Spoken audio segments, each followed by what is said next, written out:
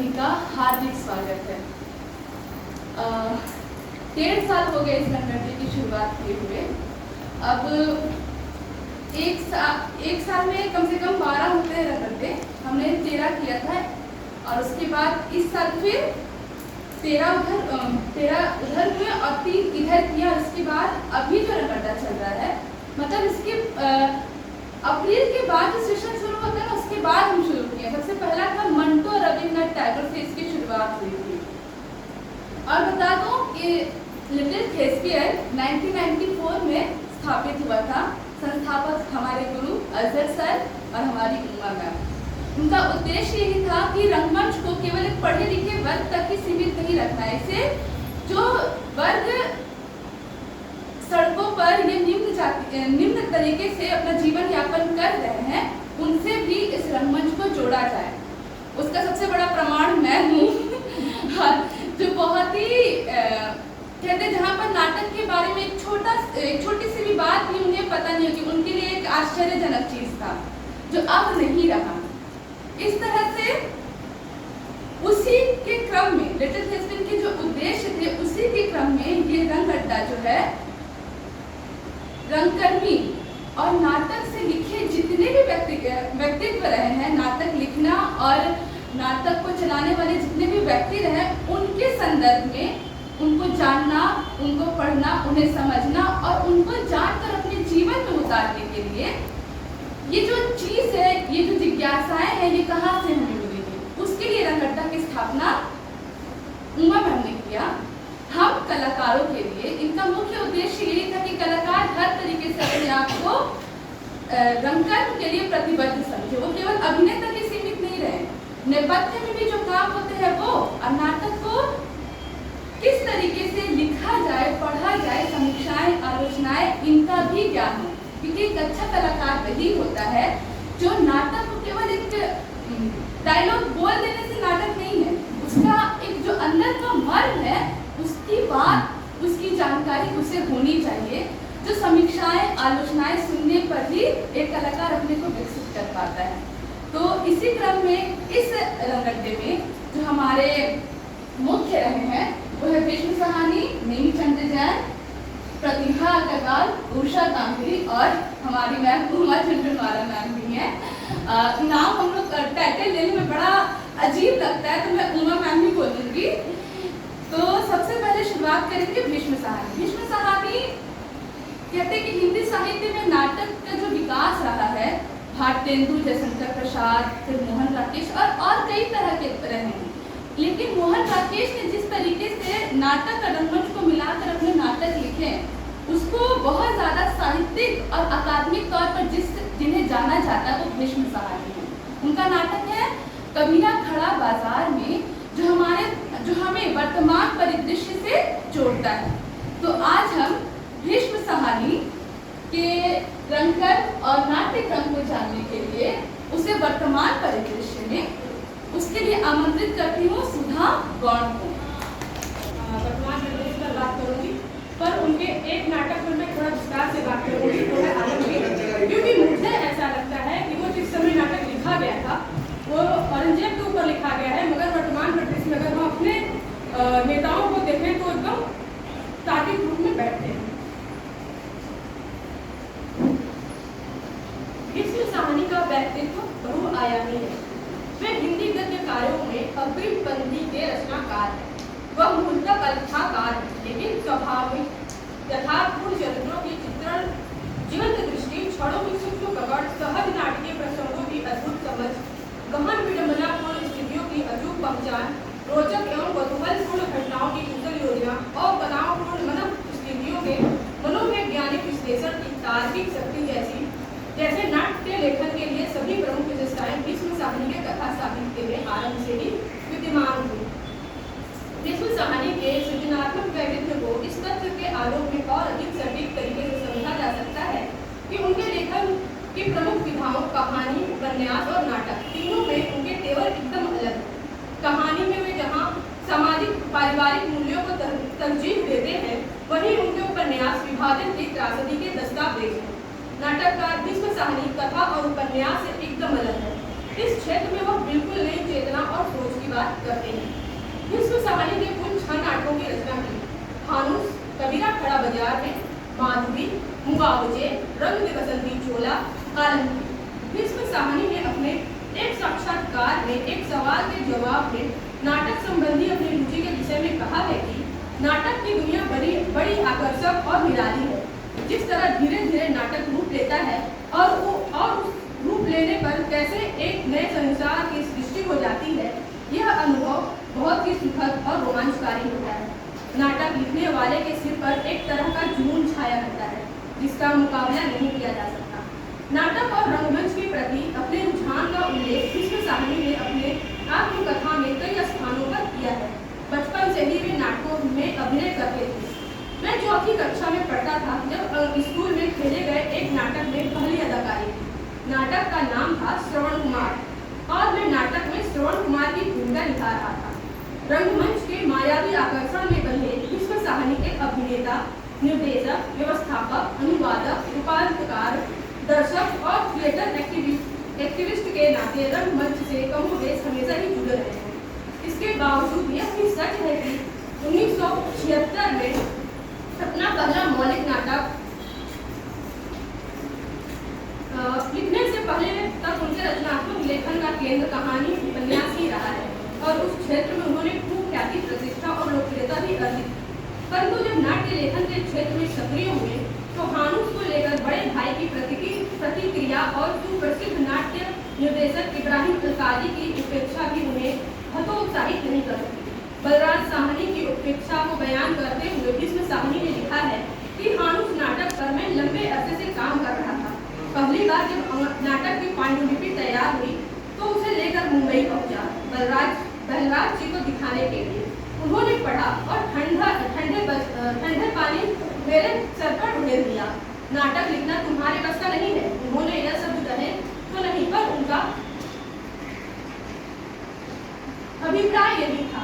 उनके चेहरे पर हमदर्दी का भाव यही कह रहा था। इब्राहिम अलकाजी ने भी इसकी पांडुलिपि 2 महीने तक अपने पास रखी और फिर बिना पढ़े ही लौटा दी। हानुस जमा करेंगे, वो देखेंगे, कुछ कमी होगी तो बताएंगे और साल के आखिर में उस रिपोर्ट को हम पब्लिश करेंगे। तो पहला फेलोशिप मिला था पार्वती को, इसने अजहर आलम पर काम किया। दूसरा फेलोशिप अभी मिला है प्रियंका को, ये पश्चिम बंगाल में स्त्री रंगकर्मी के योगदान पर रिसर्च शुरू करेंगे। इसी अगस्त में इसको ये फेलोशिप दी गई है। तो अब बंगाल में हिंदी रंगमंच या कह दें कि हिंदी पट्टी की जो स्त्रियां हैं जो रंगमंच में हैं उन पर ये रिसर्च करेगी। और इस रंग अड्डे से जो भी बात सामने आई तो मैं ये इसकी घोषणा कर रही हूँ कि इसके बाद वाला जो विषय 2024 और 25 के लिए जो दिया जाएगा वो हम प्रतिभा अग्रवाल पर रिसर्च करने के लिए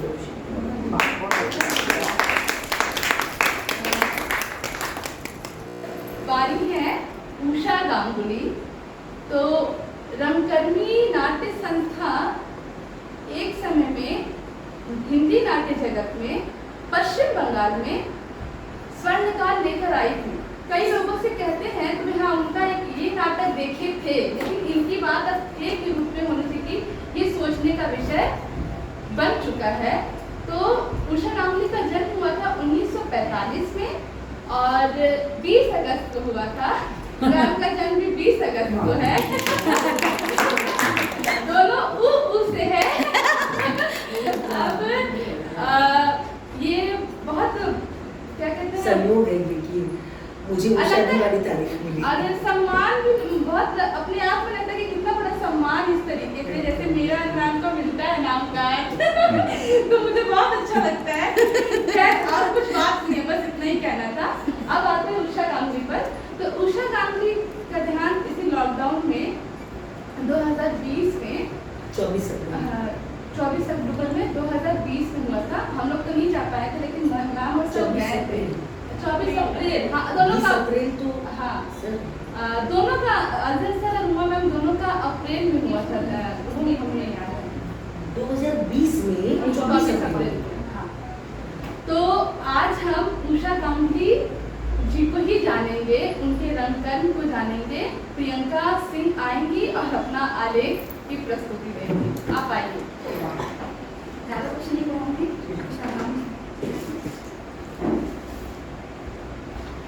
मेरा विषय है हिंदी रंगमंच का पर्याय है उषा गांगुली।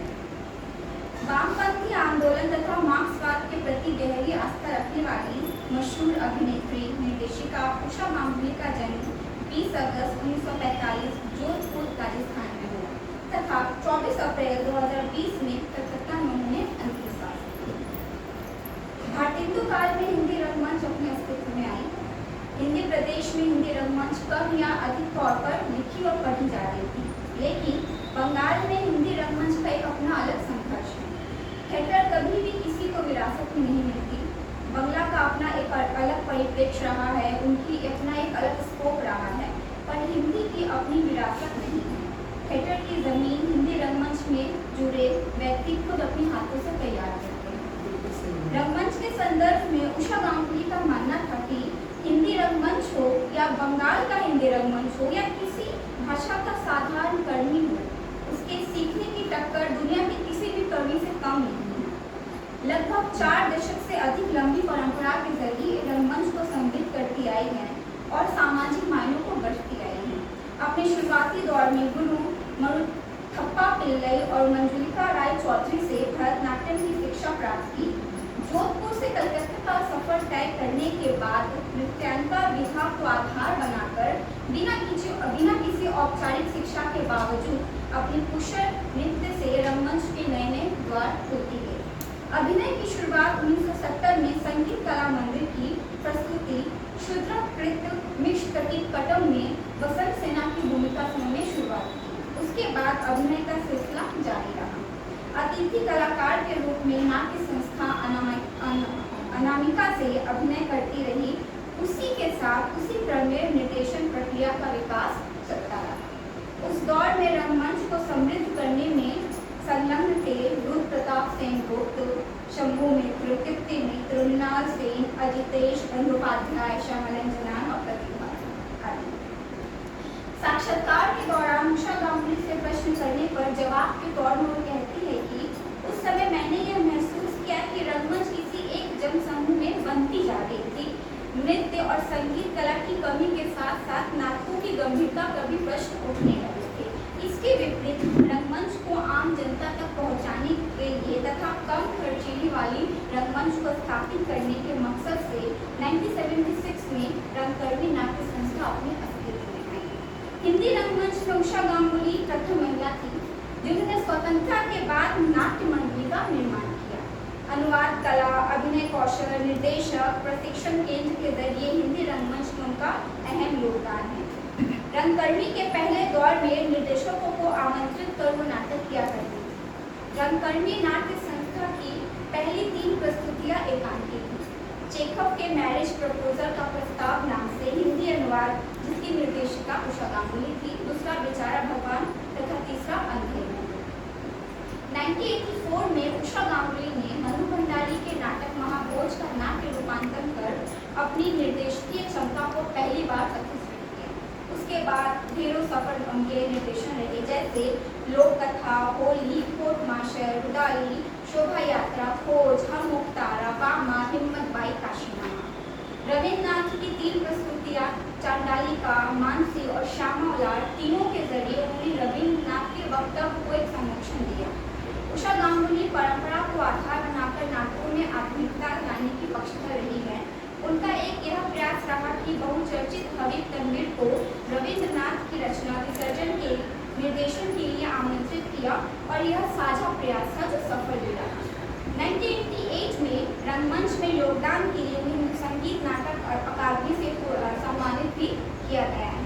रंगकर्मी जितेंद्र सिंह कहते हैं कि कलकत्ता में श्यामलन जलान के बाद उन्होंने हिंदी रंगमंच की कमान संभाली, कलकत्ता के बाहर इसका विस्तार भी किया और रंगकर्मी को प्रशिक्षण भी किया। नाटक में प्रत्येक स्तर के सांप्रदायिक भावना का ख्याल रखते हुए सामाजिक, आर्थिक, राजनीतिक उत्पीड़न पर जमकर उन्हें तीखे सवाल किए। आज बंगाल की हिंदी रंगमंच की वो एक मानदंड है जिसके तले बंगाल की भूमि में हिंदी रंगमंच को एक नया आया। ये क्या दयाराम का समय तो अभी पूरा नहीं हुआ था इसे क्यों उठा लाए मूर्ख? चित्रगुप्त जी, मैं क्या करता, इसने मुझे जबरदस्ती पकड़ लिया। जबरदस्ती? मतलब? मैं इसके खेत के बगल से गुजर रहा था तो देखा ये सर पटक पटक के रो रहा था। मुझे देखा नहीं गया तो मैं इसके पास रुक गया और उसके रोने की वजह पूछने लगा। बातचीत के दौरान जब इसे पता चला कि मैं आपका दूध हूं, तो बस ठीक क्या था, ये मेरी गर्दन पकड़कर झूल गया और कहने लगा इसके दुखों से मैं ही मुक्ति दिला सकता हूँ। मैंने इसे बार बार समझाने की कोशिश की कि मैं ऐसा नहीं कर सकता, लेकिन इसने मेरी एक नहीं सुनी और मुझसे लटका ही रहा। तब फिर मैं क्या करता, इसे खेत के पास वाले पेड़ से लटकाकर यहाँ अपने साथ ले आया। ये तुमने अनर्थ कर दिया पहले। इससे पहले कि इसके घर वाले इसके शरीर को अग्निदेव के हवाले कर दें, इसे वापस इसके देह के सुपुर्द करा। नहीं चित्रगुप्त जी, नहीं, ऐसा अत्याचार ना करें, बल्कि आपसे विनती है कि मेरे घर वाले को भी यही बुला ले, आपका बड़ा एहसान होगा।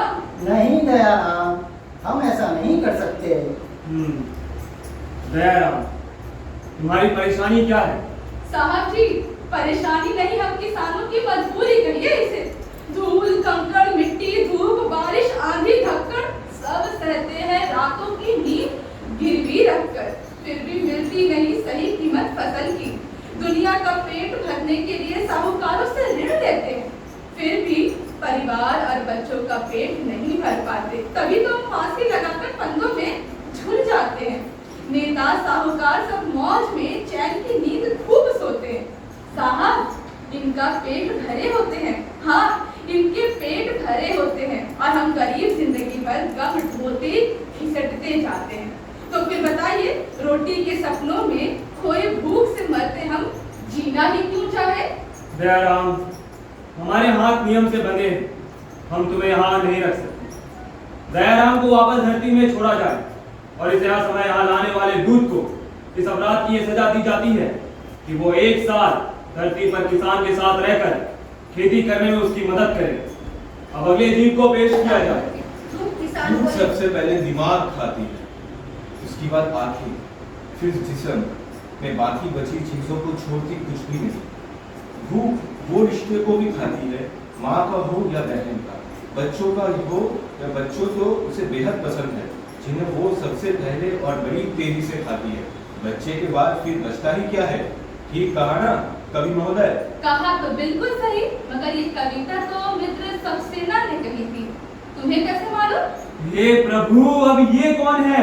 मैं उनका परम भक्त हूँ महोदय। किस देवता के भक्त हो? देवता का नहीं, कवि नरेश सक्सेना जी का भक्त हूँ महाराज। आज कोई कवि दिवस है क्या चित्रगुप्त? ऐसे किसी दिवस का पालन यहाँ नहीं किया जाता महाराज, ये सब पृथ्वी पर ही होता है। लगता है आज ये सब अजीबोगरीब बातें होनी। इस भक्त महाजन का लेखा जोखा प्रस्तुत किया जाए चित्रगुप्त। चित्रगुप्त किताब के पन्नों में व्यक्ति का लेखा जोखा देखकर उछलते हुए कहता है, महाराज, ये स्वाधीन भारत के पूर्णिया जिला में सूबा बिहार के सिवान में मौजूद थाना धमदहा बस्ती रूपवली में रहने वाले मास्टर बाबूजी हैं। मास्टर बाबूजी है? जी, इसकी माँ ने यही नाम रखा था इसका। ये जाति से कायस्थ है और पेशे से प्राइमरी स्कूल का मास्टर। उम्र बस। ओ बाबू, ओ बाबू रे, तू भी आ गया रे। आजा मेरे लाल, आजा। मुझे पता था तू अपनी माँ को छोड़कर ज्यादा दिन नहीं रह सकता है। माते कृपया शांत हो जाए। अदालती कार्रवाई में विघ्न मत डालिए। हाँ तो बाबू, सच बता, कैसे मरा तू? बुखार कालाजार से या प्लेग महामारी से? कैसे मरा तू? सच बता। महाराज, सच कहूंगा, झूठ नहीं बोलूंगा। हम ऐसे किसी व्याधि का नाम नहीं जानते जिनका आपने अभी जिक्र किया। तो फिर कैसे मरा तू? पेचिश बदहजमी से या अकाल से या भूख से? सावधान महाराज, भूख का तो नाम भी मत लीजिएगा हमारे समक्ष फिर कभी भी। मालिक शांत हो जा, इन्हें नहीं पता बताना हम लोग कैसे बोलते हैं, इसीलिए बेचारे पूछ रहे हैं। सुनिए महाराज, ये जो हमारी माई है ना, ये बचपन से ही हमको कहती आई थी कि बिटवा, जैसे जन्म के बाद मृत्यु आती है, दिन के बाद रात, वैसे ही बिटवा हर चीज का एक चक्र होता है। एक दिन हमारे भी दिन फिरेंगे, तो अभी जैसे दिन है उससे कुछ अच्छा दिन होंगे हमारे, यही कहती थी हमारी। तो महाराज, पैदा होने के बाद से ही बदले दिन की प्रतीक्षा में हमें तनिक भी पीड़ा का एहसास नहीं रहा। सुख नाम की चिड़िया आंगन से आती तब ना तो कौन समझ पाते। तुम सुख के इंतजार में मरे हो तुम, ये भी कोई मरने का कारण हुआ? ओ यमराज, अब बस भी कर। बहुत बकर बकर किए जा रहा है कब से। तुम्हारी माँ ने तुम्हारे कान नहीं खींचे ना, इसीलिए बकबक किए जा रहा है। माँ शांत हो जाना, इन्हें सारी दुनिया का हिसाब किताब करना होता है। महाराज, हमारी माई को माफी दे दीजिए। दरअसल माई को सब कुछ के साथ समझौता करते करते डांटने की आदत हो गई है। अब हम गरीबों के मरने का कारण ये बड़े किताब वाले ही बताएंगे ना। इन्हें इनसे पूछिए, क्यों मरे जी? आपके बड़ी खाते में हमारा हिसाब नहीं है क्या?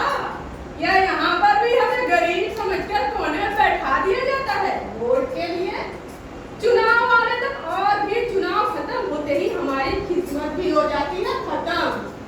हमारे यहाँ ऐसा कभी नहीं हुआ है बाबूराम। धर्मराज लाखों वर्षों से असंख्य आदमियों के कर्मों का आधार पर स्वर्ग या नरक में निवास स्थान लौट करते आ रहे हैं। महामुहिम नरकेश्वर महाराज इस जीव के प्राण तो सरलता पूर्वक बड़ी आसानी से लेते थे। आराम से। ऐसा कभी नहीं हुआ कि कोई इतिहास की तरह मुझसे बात करे। क्षमा कीजिएगा प्रभु, हम गरीबों का तो रोज ही उपहास उड़ाया जाता है हर पल। अभी थोड़ा सा हम हंस लिए तो आप परेशान हो लिए। चलिए बताइए, हमारे कर्मों का क्या फल है? कर्म भी आपके लिखे, फल भी आप ही देंगे। अपने अहंकार को तुष्ट करने के लिए हम जैसे खिलौनों को बनाकर आप खुश होते रहते हैं, और हम जिंदगी का जोकर बनकर बिना घर बारने को डोलते रहते हैं, इधर से उधर से इधर। तो बताइए, अब हमें गर्भ कराही में डाला जाएगा या कांटों से जिस्म को छलनी किया जाएगा? हर सजा स्वीकार है, हम आदि नहीं सब। ये क्या असभ्यता है चित्रगुप्त? क्षमा कीजिएगा, असभ्य नहीं है हम प्रभु। जमाना जैसा बनाएगा वैसा ही मैं बनूंगा, क्या करूं? आपने मेरे होठ सीने और मुझे बेबस किया कि मैं अपने अंतःकरण की आवाज को गिरवी रख दूं मालिकों के पास। लेकिन तब भी क्या करूं? आत्मा नहीं मरी है मेरी, और अब उसकी आवाज आप तक पहुंच रही। क्षमा कर दीजिए मुझे एक बार पुनः, क्योंकि ये सब मैं नहीं, मेरी आत्मा बोल रही है। इस आवाज से भी आप न जागे तो ये आपकी गलती, क्योंकि यह किसी दिन आपको जगाएगी जरूर, और जिस दिन आप इसे सुन पाएंगे शायद खुद से शर्मिंदा होने के अलावे आपके पास कोई रास्ता नहीं होगा। चित्रगुप्त, पृथ्वीवासी अब इस तरह बात करेंगे हमसे, कहने में कोई डर नहीं। माँ ने एक बार मुझसे कहा था, दक्षिण की तरफ पैर करके मत सोना, वह मृत्यु की दिशा है। और यमराज को क्रुद्ध करना बुद्धिमानी की बात नहीं। तब मैं छोटा था, जिज्ञासावश मैंने माँ से यमराज के घर का पता पूछा। माँ ने बताया, तुम जहाँ भी हो वहाँ से हमेशा दक्षिण में यमराज का घर है। माँ की समझाइश के बाद दक्षिण दिशा में पैर करके मैं कभी नहीं सोया, और इससे इतना फायदा जरूर हुआ कि दक्षिण दिशा पहुँचाने में मुझे कभी मुश्किल का सामना नहीं करना पड़ा। मैं दक्षिण में दूर दूर तक गया, और मुझे हमेशा माँ की बात याद है। दक्षिण को लांघ लेना संभव नहीं था। अगर छोर तक पहुंच पाना संभव होता महाराज, क्या घर देख लेता उसी समय। फिर अचानक माँ को हर तरफ दक्षिण दिशा दिखने लगी। यमराज की दिशा भी अब वह न रही जो माँ जानती थी, जो मुझे सिखाया गया। आज जिधर भी पैर करके सो वही दक्षिण दिशा हो जाती है। सभी दिशाओं में यमराज के यानी कि आपके आलिशान महल हैं, और सभी में आप एक साथ अपनी दहकती आंखों से विराजते हैं। हमारे स्कूल में भी आप विराज हैं हमारे मालिकों की ओर से।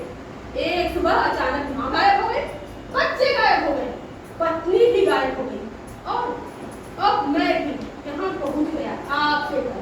लेकिन यहाँ माँ तो दिख रही, मेरे बच्चे और पत्नी कहाँ हैं? चित्रगुप्त जी, घंटा बजाइए। आज की कार्रवाई को यहीं रोका जाए, अब और नहीं।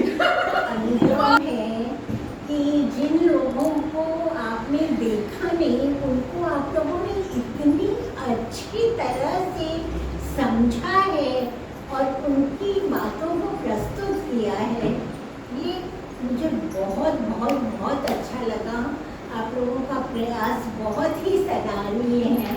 आप इसी तरह से आगे बढ़ते रहें, बस यही शुभकामना कला का प्रदर्शन किया। आज के युग में दफ्तर एक ऐसी स्थिति बन गई है कि चारों तरफ भ्रष्टाचार से भरा पड़ा हुआ है और बिना कुछ दिए कोई कार्य नहीं होता। जैसे भोला राम का जीव के माध्यम से और जगहों से उसे चयनित करके उमा जी ने जिस तरह से यह प्रस्तुतिकरण दफ्तर के माध्यम से सभी लोग सभी कलाकारों द्वारा प्रस्तुत किया, ये काबिल तारीफ है। और ये रंगमंचीय यदि और प्रस्तुतिकरण होगी तो बहुत अच्छा होगा। और इसका आज के मंचन युग जल्दी के करने वाले अनुकूल भी हैं। है। आज के युग के इसका अनुकूल। मंचन नवंबर दिसंबर में आप देखेंगे। हाँ? नवंबर दिसंबर में इसका हम मंचन करने वाले हैं।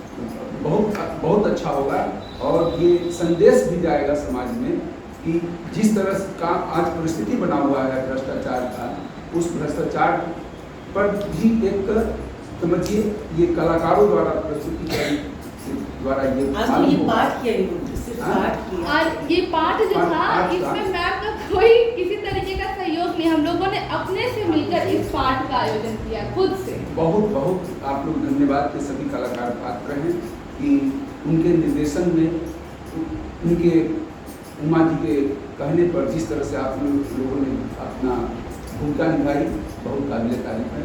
इसके लिए आप सब धन्यवाद। नाटक के विषय में आप बताएं कि दफ्तर नाटक, इसमें आपको कैसे क्या लग रहा है? नाटक के विषय, जो लेखन के विषय। लेखन तो हमको लगा कि उम्दा किस्म का है और इस लेखन में हमें तो नहीं लगता कहीं सुधार की आवश्यकता है। और जो भी कलाकार इसमें भाग लिए हैं, सभी ने अपनी वक्तव्य के माध्यम से बहुत अच्छी तरह से इसको प्रस्तुत किया, तो ये तो बहुत अच्छी बात है। बहुत और आज अच्छा के लगा। पूरे रंग अड्डे के संदर्भ में जो आपने चारों आलेख सुने, चारों आलेख में जैसे ये तो बहुत नामी जी, विश्व साहनी, नेमीचंद जैन, विश्व साहनी और नेमीचंद जैन की बहुत पुस्तकें भी हैं। लेकिन ये दो प्रतिभा अग्रवाल और उषा गंगुली के बारे में खोज के विषय में जो आपने ये जो अनुसंधान के बारे में जो बात आपने बताई, ये इस पर किसी का ध्यान नहीं जाता और इन पर खोज होना चाहिए। और ये विषय आपने जो चयनित किया है बहुत अच्छी बात है और इस पर खोज और विस्तार से किया जाए, यही मेरी आपके साथ यही बने कामना भी है कि उस पर ये प्रतिभा अग्रवाल से भी मैं मिल चुका हूँ बहुत बार भारतीय भाषा परिषद में, और उषा गांगुली जी का भी जब प्रोग्राम हुआ करता था तो मैं जाता था, देखता था और उस पर आप काम कर रही है। उसके बाद वाली कड़ी में आपका नाम बहुत ज़्यादा अभी कलकत्ते में सभी नाटककार के रंगमंची जितने भी कार्यक्रम होते हैं, उमा जी झुंझुनवाला का नाम बहुत बड़ा अभी प्रसिद्धि के रूप में लिया जा रहा है। और ये बहुत बड़ी बात है कि अजहर आलम जी नहीं रहे, वो भी बहुत बड़े कलाकार थे, लेकिन फिर भी ये उस कड़ी को आगे बढ़ा रही है उमा जी, इसके लिए धन्यवाद। मैं अरुणा जी से चाहूँगी कि आप सभी को बधाई के पात्र हैं। आप सभी इतनी कम समय में आप लोगों ने इतना अच्छा प्रस्तुतिकरण किया है, इसके लिए आप सभी बधाई के पात्र हैं। और मैं आज तक कभी भी उमा जी का कोई कार्यक्रम मिस नहीं करती हूँ। और देखिए, कोई किताब आजकल इतनी व्यस्तता चल रही है, कोई किताब खोल करके भी नहीं पढ़ते हैं। भीष्म साहनी जी का भी बोलिए, उषा गांगुली जी का भी बोलिए। आज मैं खुद भी बता रही हूँ, मैं इतनी व्यस्तता में रहती हूँ। आज आप लोगों के मुंह से मैंने जो सुना, वो लग रहा है पूरी किताब मेरे आँख के सामने है। सभी को किताब मिलती है, रखते हैं। हाँ, भीष्म साहनी जी हैं, उषा गांगुली जी हैं, नाम से ही सब परिचित है।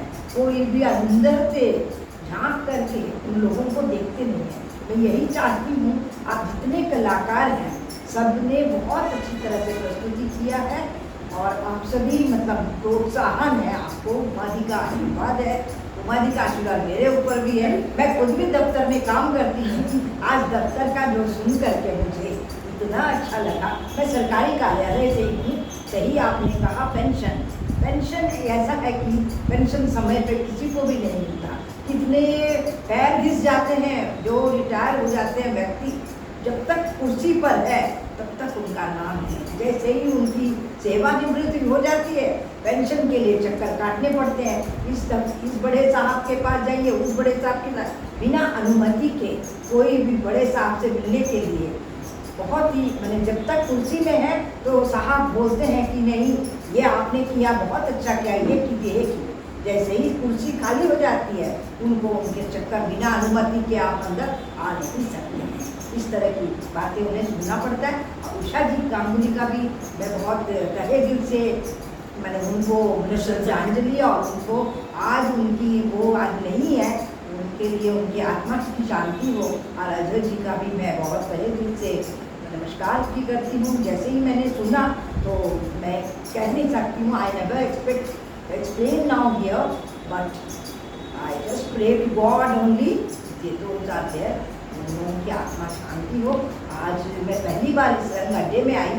मैं तो भविष्य में जब भी मुझे मौका मिलेगा मैं इस तरह के अड्डा में जरूर शामिल होना चाहूँगी और आप सबको बधाई दूंगी और आप सबको आशीर्वाद यही है, आप लोग तहे दिल से और प्रस्तुतिकरण के लिए कोशिश करें। यही शब्दों के साथ बहुत बहुत धन्यवाद। मुझे मौका दिया कुछ कहने के लिए, रिलीज के लिए अच्छा लगा कि वो भी आज रविवार है तो मैंने देखा एक कार्यक्रम, इसीलिए मुझे बहुत अच्छा लगा जी। जैसे कि उमा जी का सारा कार्यक्रम में मैं उपस्थित रहती हूँ जी जी, ऐसी बात नहीं है। कहीं भी रंगमंच मतलब ज्ञान मंच में हो या शिशिर मंच में हो। मेरी बहन बीच में हॉस्पिटलाइज थी तो उनको रिलीज करना था, लेकिन उस दिन में आपका कार्यक्रम था, उनका जन्मदिवस थी, मैं फिर भी उपस्थित रही और प्रे करती रही। फिर मैं अपनी बहन को डिस्चार्ज करके घर में गई जी। बहुत बहुत धन्यवाद जी। मैं थोड़ी सुनूंगी, जरूर। फिर मैं बताऊंगी कि सितंबर में किनका किनका है। धन्यवाद आप रंग अड्डे का उद्देश्य तो मैंने बहुत साफ तौर पे आप लोगों को बताया। और दरअसल ये जो रंग अड्डा है, ये मैंने आज लिखा भी है पोस्ट, क्योंकि मेरे पास कई मैसेज आए कि अच्छा ये रंग अड्डा क्या है। तो मैंने बताते हुए कहा कि भाई अड्डा तो एक तो हमारे बंगाल की संस्कृति, हमारे बंगाल में तो अड्डा ही होता है और उस अड्डा की देन है सब बड़ी बड़ी क्रांतियों की। इस अड्डे के कारण हमारे बंगाल में बड़ी बड़ी क्रांति आ जाती है। लेकिन अपने हिंदी भाषियों में अड्डा का चलन नहीं है, और जो अड्डे का चलन है वो छोरों के लिए वो छोराबाजी करने वाला छोरा अड्डा करने चला गया। लेकिन साहित्यिक और सांस्कृतिक अड्डा अपनी हिंदी भाषा में नहीं। दूसरी बात है कि मैंने ये भी कहा कि आज की जो पीढ़ी है, जैसा कि आपने बताया कि पढ़ता कोई नहीं है, हम भी नहीं पढ़ते हैं, जो आपने बताया कि आज की पीढ़ी सिर्फ अभिनय को करना ही नाटक समझती है। जितने बच्चे यहाँ बैठे हैं ना, डायलॉग कितना मिल रहा है, 2 लाइन का डायलॉग बस यही मिलेगा। अगर लगता है कि अगर लंबे लंबे डायलॉग हो तो वही एक्टर है। ये एक्टर समझ ही नहीं पाते कि 2 लाइन का डायलॉग बोलकर पूरे मंच पर अपना प्रभाव छोड़ना ही सबसे बड़ी कलाकारी है। अगर आपने 2 पंक्ति कहकर अपना प्रभाव छोड़ दिया मंच पर, तो इसका मतलब आप 2 पन्ना संवाद बोलने वाले से बड़े कलाकार हो गए। उनको फिल्म का नाम याद नहीं आ रहा है, फिल्म मैंने देखी थी बहुत पहले, नसरुद्दीन शाह, ओम पुरी, ये दोनों थे। नहीं, ये आतंकवाद पर कोई फिल्म में इतना हिम्मत हो रही है। नसरुद्दीन शाह को, और इसमें वो है आशीष विद्यार्थी, एकदम याद, अचानक में नाम भूल गई। पूरी फिल्म में नसरुद्दीन शाह का सिर्फ 2 मिनट का रोल है। ओमपुरी और आशीष विद्यार्थी पूरे साथ साथ चल रहे। आशीष विद्यार्थी उसमें आतंकवादी है, ओमपुरी पुलिस ऑफिसर है, और नसरुद्दीन साहब भी पुलिस ऑफिसर होता है। उसका सिर्फ 2 मिनट का दृश्य है, और वो पूरी फिल्म पर आज तक मेरे दिमाग में जो दृश्य अंकित है वो नसरुद्दीन शाह वाला ही दृश्य अंकित है। पूरी फिल्म में नाम तक भूल गई, पूरी फिल्म भूल गई, लेकिन वो दृश्य, तो वो अनुभव नसरुद्दीन शाह के पास था। द्रोह का, राइट, इसने सर्च कर लिया तो एक कलाकार तभी समृद्ध होता है जब वो बहुत पढ़ता है। क्योंकि जब आप एक नाटक पढ़ते हैं, उस नाटक में आए हुए सारे चरित्रों को आप जब पढ़ते हैं तो उतने चरित्र आपके अंदर गढ़ने लगते हैं। वो चरित्र आपके अंदर जा रहे हैं, आप उसको समझ रहे हैं, उतने चरित्रों को गढ़ने की क्षमता आपके अंदर पनपने लगती है। इसलिए अच्छा अभिनय करने के लिए जो पढ़ना जरूरी है, और इसी आवश्यकता को, क्योंकि ये बच्चे अपने आप कुछ नहीं पढ़ सकते, किसे पढ़े और किसे नहीं पढ़े, ये भी एक दुविधा की स्थिति रहती है। तो इसीलिए जो रंगड्डा है कि कोई दुविधा की स्थिति नहीं। हर महीने हम 4-5 व्यक्तित्व पर बात करेंगे, आप सब उनको पढ़ेंगे, तो ये बच्चे उनको पढ़ते हैं और फिर वो पढ़ के जो तैयारी करते हैं और उसको साझा जो कर रहे हैं, तो मुझे यकीन है कि यही बच्चे, जैसे कहते हैं ना कि हम रहें या ना रहें, हमारी याद रहेंगी और हमारा काम रहेगा। तो मैं रहूं या ना रहूं, लेकिन लिटिल शेक्सपियर के ये कलाकार जब कहीं और बाहर भी जाएंगे या लिटिल शेक्सपियर में ही बने रहेंगे, तो रंगमंच को बहुत उन्नत किस्म का काम दे पाएंगे। आप जब अच्छा खाना देंगे ना, तो ये नहीं देखा जाएगा ये खाना कहाँ से आया, पूछा जाता बनाया किसने। तो ये बढ़िया खाना आपको बनाना है। तो आज मुझे अच्छा लगा, धीरे धीरे। अच्छा, मैं आपको एक बता दूँ प्रकाश जी और रुना जी की शुरू की 3-4 घंटे में मेरी गाइडेंस इनको रहती थी, उसके बाद मैंने बताना छोड़ दिया। अब ये अपने आप करते हैं, स्वतंत्र हो, एकदम स्वतंत्र रूप से अपने आप करो। बस मैं आऊंगी, बैठूंगी और सुनूंगी। कहीं कोई कमी रहेगी तो वो, अच्छा मेरा काम तो कमी निकालने का है, हम कमी निकालेंगे, लेकिन काम ये अपने आप करेंगे। तो मुझे अच्छा लगा आज का नारायण दिन, जी अच्छा को लगा। भी मैं बताना चाहूँगी, आपको भी नारायण जी और अच्छी प्रस्तुति आपकी होनी चाहिए और अच्छी तरह से एक्सप्रेशन करनी चाहिए। क्योंकि मैं भी कभी कभी जजमेंट के लिए जाती हूँ, सरकारी कार्यालय से हूँ, मुझे जजमेंट पे बुलाया जाता है, नाटक का हो, क्विज कॉम्पिटिशन का हो या हिंदी का भी पाठ का हो। किसकी प्रस्तुतिकरण कैसी रहती है, मैं थोड़ा ये बच्चे सीखेंगे, भी सीखना आज से शुरू थोड़ा किया। अच्छी तरह से और प्रयास और कीजिए। मैं बता दूं कि दफ्तर यही नाटक सोचे आपको स्टेज में एक्सप्लेन करना है, तो आप अपने आप को तैयार करें जब आप मंच पर और यही नाटक अब मंच पर हम नवंबर-दिसंबर में इसकी प्रस्तुति करेंगे। तो मेरे नाटकों की प्रस्तुति तो आप लोग देखते हैं, आपको पता ही है कि हमारा मंच कैसा होता है। बहुत बढ़िया लगता है। और अभी मैं आज एक भी बार बहुत अच्छा नाटक करते हैं।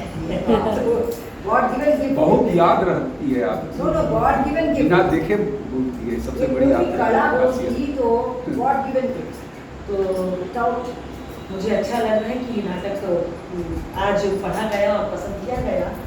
तो इसकी प्रस्तुति भी आप लोग जल्दी देखेंगे। 20 सितंबर को हमारा स्थापना दिवस है। लिटिल शेक्सपियर अपने 29 वर्ष पूरे करके 30वीं में प्रवेश कर रहा है। तो आप लोगों से विनती है कि आप लोग हमारे साथ हैं और अपने स्तर पर इसका प्रचार करें। 20 सितंबर को अकेडमी ऑफ फाइन आर्ट्स में शो, तो कोई और रास्ता जो नाटक है जो आपने देखा 14 जुलाई को, उसका शो है। और कुछ हमारी भी मदद हो आप जरूर बताइए। बस मदद यही है कि ज़्यादा से ज़्यादा दर्शक आए और वो लिटिल शेक्सपियर को शुभकामनाएं, अपना आशीर्वाद दें लिटिल शेक्सपियर को, इन सारे बच्चों के साथ मुझे आशीर्वाद दें कि कलकत्ता का हिंदी रंगमंच जगमगाता रहे, जगमगाता। इस तरह के हिंदी नाटक वास्तव में आप कबूल करें, हमला तो बहुत अच्छा बंगाली वाले लोग- हमने इसीलिए आप बताइए अच्छा, आगे बढ़िए। मैं जब सेमिनार वर्क करवाती हूँ तो किसी स्टूडेंट को सेमिनार में वक्ता के तौर पर खोजती हूँ, कोई वक्ता नहीं, कोई विद्यार्थी नहीं जो रंगमंच बोल सके। और यही वजह है कि हमने अजहर आलम मेमोरियल फेलोशिप रखा कि इसी बहाने बच्चे थिएटर पर, रंगमंच पर काम करना शुरू कर दिए। और हम अभी की कोशिश ये है कि प्राथमिकता हम बंगाल के बच्चों को देंगे। अब बंगाल में कोई बच्चा नहीं आए तो हम बंगाल के बाहर के बच्चों को देंगे, लेकिन प्राथमिकता है कि हम बंगाल के बच्चों को ही फेलोशिप दें। अगले साल के लिए आप लोग अपनी तैयारी करें, बंगाल से जो भी आए। और अगले साल का विषय हमने आज घोषणा की है, मैं विधिवत घोषणा कर दे रही हूँ, रिकॉर्ड में नहीं चला जाए, कि 2024 और 25 का अजहर आलम मेमोरियल फेलोशिप हम प्रतिभा अग्रवाल पर देने की घोषणा करते हैं। इसकी हम आने वाले सप्ताह में या 20 सितंबर से अच्छा मौका क्या होगा, उस दिन भी हम एक ऑफिशियली अनाउंसमेंट करेंगे कि हमारा अगला फेलोशिप प्रतिभा अग्रवाल जी पर होगा। और कोशिश है कि हमारे कलकत्ते के बच्चे नहीं इनमें तो बहुत काम हो गया, लेकिन अभी मेरी कोशिश है, क्योंकि अभी का जो विषय है जिसमें प्रियंका कर रही है वो बंगाल की स्त्री रंगकर्मियों पे सभी आ जाएंगे, लेकिन प्रतिभा दी भी आएंगी, उषा दी भी आएंगी, वो पूरा डिटेल में कर रही है रिसर्च।